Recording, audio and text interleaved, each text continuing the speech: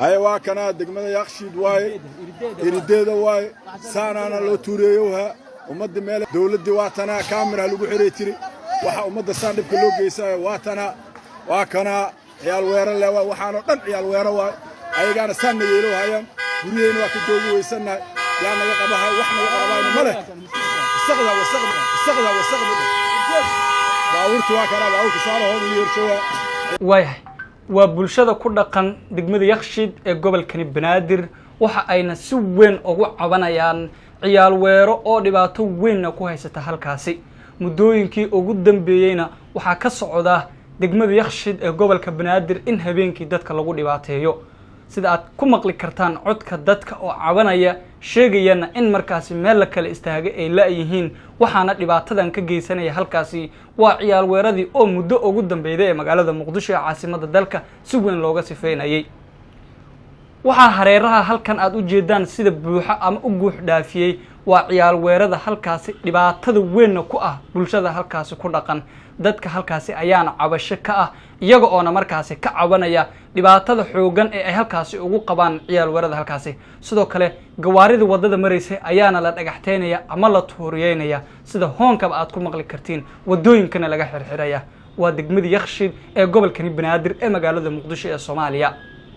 waxa sanadadii ugu dambeeyay ama bilooyinkii ugu dambeeyay si weyn loogu nastay ama markaasi loo waayay ciyaal weerada oo dhibaato ka geysanayay magaalada Muqdisho ee caasimadda dalka ee Soomaaliya laakiin waxa hadda u muuqata sida aad ka arki kartaan sawirada iga dambeeyay masana muuqaalada iga dambeeyay ee background-ka ah in markaasi wadooyinka waaweyn ee degmada Yakshiid ee gobolka Banaadir ay si weyn markaasi isku aroorsadeen halkaasina bulshadu ay ku dhibaateynayaan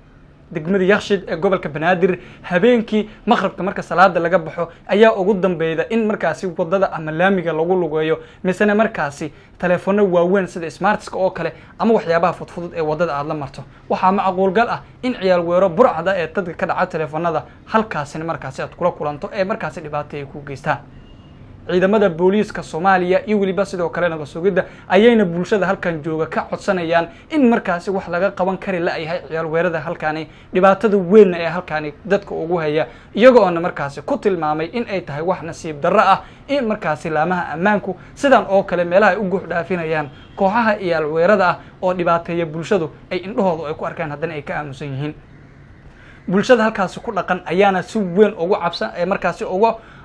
codsanaya dawladda Soomaaliya gaar ahaan nabad sugidda iyo waliba sidoo kale ciidamada booliiska Soomaaliya in ay markaasi yimaadaan meelaha sida weyn ay markaasi isku aroorsadaan ay tahay laamiga weyn ama wadada weyn ee degmada Yakshiid ee gobolka Banaadir ee habeenkii marka la gaarana ay si weyn u soo guux dhaafiyaan iyo waliba sidoo kale barqadii hore ee markaasi xilliyada dadku ay shaqooyinka ay u kala hayaan laakiin muddooyinkii ugu dambeeyay aad ayaa loogu gaabiyay waxaase u muuqata waqtigan la joogay inay marka la dib u soo laba kacleynayaan oo ay markaasi dhibaato weyn ay ka geysanayaan qaybo badan oo kamid ah gobolka Banaadir gaar ahaan degmooyinka kala duwan ee ka yar baxsan magaalada iyo meelaha ugu badan ee ciidamadu ay joogaan wixii warar kale ka soo kordhay ciyaal weerada dhibaatadan ay ka geysanayaan deegaanada halkan ay ku wadaagi doona ee muuqaalka share gareey marka hore meel dheer gaarsiin